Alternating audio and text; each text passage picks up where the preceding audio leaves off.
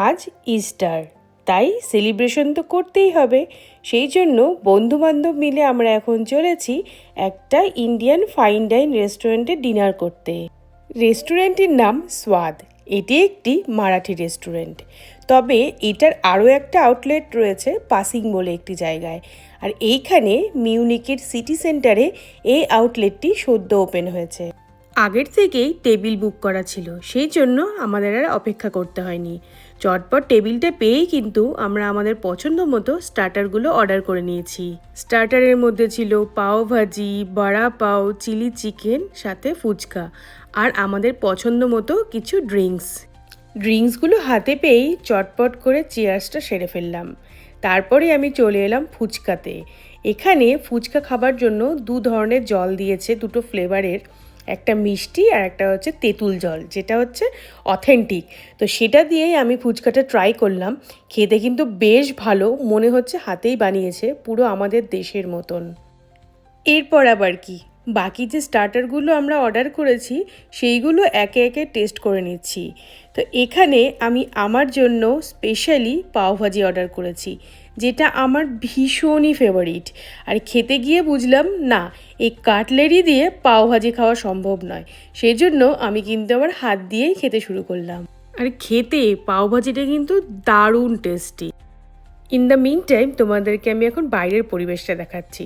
বাইরে কিন্তু রয়েছে এখনও অনেকটা আলো, এখনও সন্ধে হয়নি। যেহেতু সামারটা আস্তে আস্তে পড়তে শুরু করেছে, সেই মতো দিনটাও কিন্তু আস্তে আস্তে বড় হচ্ছে।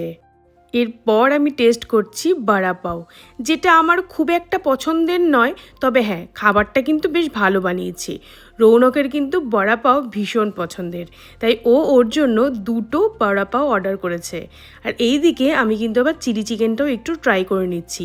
চিলি চিকেনটা আমাদের সাথে যারা এসেছে তারা কিন্তু অর্ডার করেছে, তো ওরা বললো একটু খেয়ে দেখো কেমন। তো ভালোই লাগলো বেশ।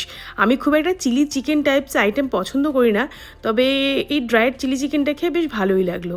আর এই দিকে কিছুতেই ও তো আমার ভিডিওগ্রাফিতে আসবে না, কিন্তু ভিডিও বম্বিং তো করবেই। কিন্তু ওর অজান্তেই আমি এই ক্লিপটা নিয়েছি। ও ভাবছে আমি হয়তো আমাকেই রেকর্ড করছি, কিন্তু একটু পরে ও বুঝতে পেরেছে যে আমি ওকেও রেকর্ড করছি, সেই জন্য ক্যামেরা দেখেই পালিয়ে যাচ্ছে। দিনটি ইস্টারের, চারিদিকে উৎসবের মরশুম, তাই কিন্তু এখানে রয়েছে আজকে প্রচণ্ড রাশ। প্রথমে যখন এসেছি তখন দেখলাম বাইরে কিন্তু ওয়েটিং লাইন ছিল।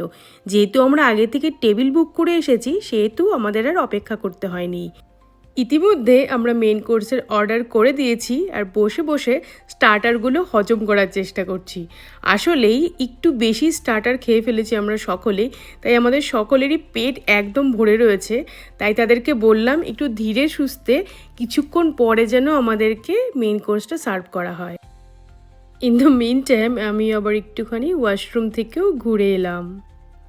এসেই দেখি টেবিল জুড়ে সাজানো রয়েছে আমাদের মেন কোর্স, যেখানে ছিল দুটো চিকেনের গ্রেভি, একটা ডাল, দুটো রাইস প্লেট, একটা বিরিয়ানি আর কিছু নান। এবার যেটা হয়েছে, বাকিরা তো বাকিদের মতো অর্ডার করেছে, আর আমি অর্ডার করেছি আমার জন্য এই বিরিয়ানি। আমি ভাবলাম খেয়েই দেখি না মারাঠি বিরিয়ানিটা কেমন হয়। আমাকে রৌনক না করছিল যে এখানে তুমি বিরিয়ানি অর্ডার করো না, তা সত্ত্বেও ওর কথা না শুনে আমি আমার জন্য বিরিয়ানিটা অর্ডার করেছি, কারণ বহু দিন ধরে আমার বিরিয়ানি খেতে খুব ইচ্ছে করছে।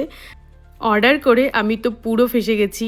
এটি মোটেই বিরিয়ানির মতো খেতে লাগছে না, মনে হচ্ছে ওই মশালা রাইস টাইপস কিছু খাচ্ছি। খেতে আমার একদমই ভালো লাগছিল না।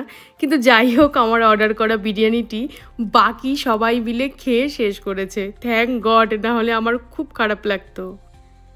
স্বল্প এই সময়ের মধ্যে আমরা এত কিছু খেয়ে ফেলেছি। এরপর ডেজার্টের জন্য আমাদের পেটে আর মোটেই জায়গা ছিল না, আর তার থেকেও বড় কথা, খাবার আর ইচ্ছেও ছিল না। ভর পেটে কি আর মিষ্টি খেতে ইচ্ছে করে?